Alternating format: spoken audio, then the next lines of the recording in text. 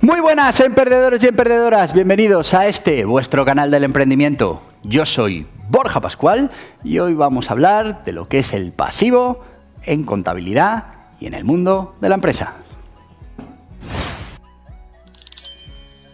Y sí, amigos, seguro que os suena el pasivo, que bueno, pues junto al activo y el patrimonio neto, al final forman conceptos fundamentales en la contabilidad y bueno, pues están hablando de la estructura patrimonial de nuestra empresa.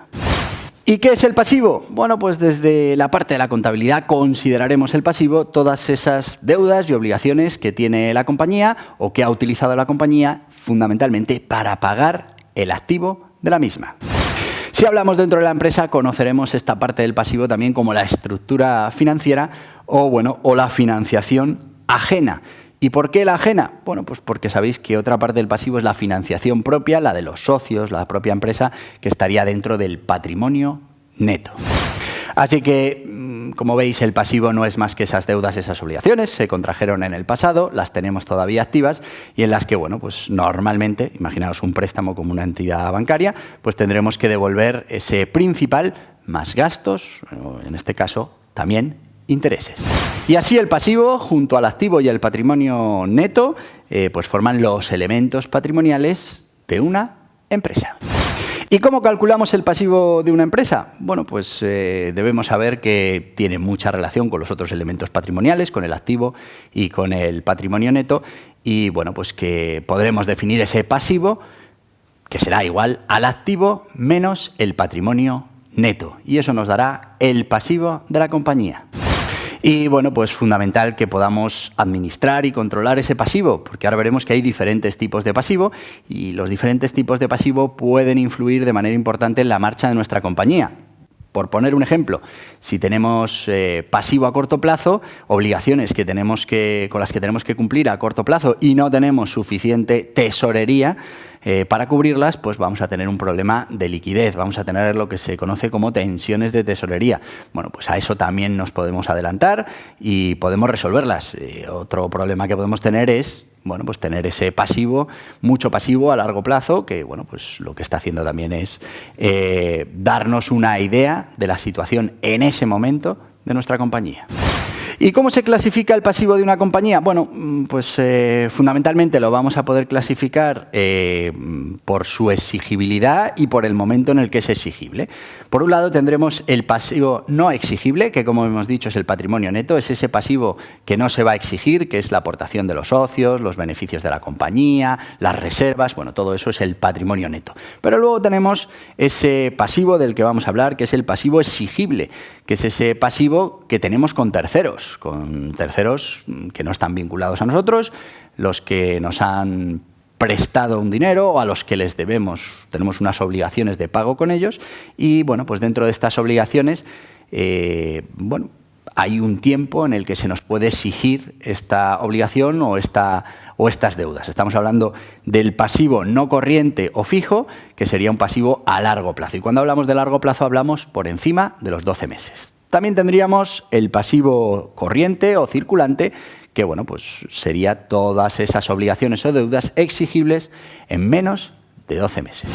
Pasivo corriente, bueno, pues ese pasivo exigible, deudas con terceros, con un vencimiento superior a los 12 meses. Y vamos a ver qué tipos de pasivo corriente podemos encontrar. 1. Provisiones a largo plazo.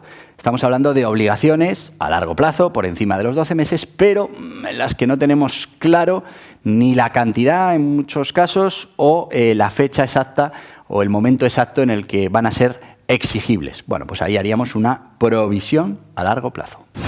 Deudas a largo plazo. Bueno, pues son las deudas con terceros que tenemos a largo plazo. Recordemos, superior a los 12 meses. Deudas a largo plazo con empresas del grupo o asociadas. Bueno, pues son esas deudas que tenemos a más de un año con empresas del propio grupo o asociadas de alguna manera al grupo. Pasivos por impuestos diferidos. Bueno, pues aquí tendremos esas cantidades en el impuesto de sociedades que producirán mayores o menores cantidades a pagar o devolver en ejercicios posteriores. Y por último, las periodificaciones a largo plazo. Estaremos hablando de ese adelanto de venta o prestación de servicios a largo plazo.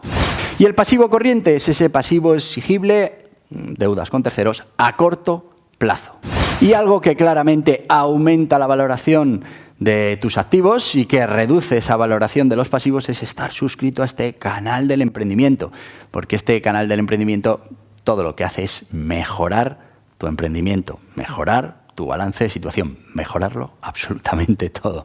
Y es completamente gratuito. Por eso te digo que te suscribas. Si no estás suscrito, verás este hombrecillo, le das, aceptas. Y bueno, si no, abajo del todo pones suscribirse y todos están contentos. Venga, te espero, dale. Gracias. Pasivos vinculados con activos no corrientes mantenidos para la venta. Provisiones a corto plazo. Bueno, pues obligaciones o deudas a corto plazo, pero en las que todavía no conocemos la fecha exacta de exigibilidad o la cantidad exacta que se producirá en esa obligación. Deudas a corto plazo. Estamos hablando de esas deudas a corto plazo normalmente para el mantenimiento de la actividad de la empresa y que no tienen que ver con empresas asociadas o del mismo grupo. Deudas con empresas del grupo o empresas asociadas. Pues estamos hablando de esas deudas a corto plazo que tendremos con empresas del grupo o asociadas. Acreedores comerciales y otras cuentas a pagar. Aquí estaríamos hablando del tráfico normal de la actividad de una empresa. Esa factura que vence a un mes y que, bueno, pues la tenemos que liquidar cuando llegue el momento. Periodificaciones a corto plazo. Bueno, pues son operaciones que tienen que ver con el principio de devengo. ¿Y cómo valoramos el pasivo? Bueno, pues hay diferentes métodos que nos van a permitir valorar ese pasivo de la compañía. Valor contable es el valor que tenía el pasivo cuando lo incorporamos a nuestra contabilidad. Valor razonable es ese valor al que podríamos liquidar ese pasivo. Valor actual sería el valor resultante de descontar los flujos de pasivo a una tasa de descuento razonable. Coste de amortización, estaríamos hablando del importe del pasivo registrado menos los desembolsos que ya hayamos realizado.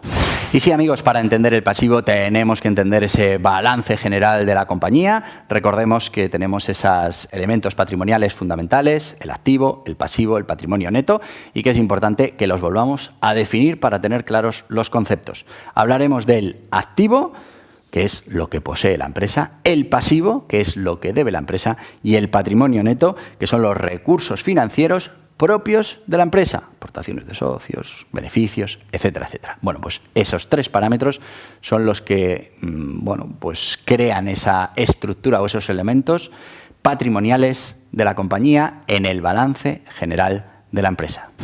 Y hasta aquí el vídeo de hoy. Espero que te haya resultado interesante conocer lo que es el pasivo, cómo lo puedes utilizar, qué nos está reflejando dentro de una compañía, los diferentes tipos de pasivo. Y bueno, pues te voy a pedir algo que no es pasivo, que es activo, y es que le des aquí, que te suscribas a este canal del emprendimiento y verás cómo estás haciendo un activo totalmente gratis. Y si lo que quieres es seguir informado, aquí tienes más vídeos relacionados con la contabilidad para el emprendimiento. Adiós, adiós.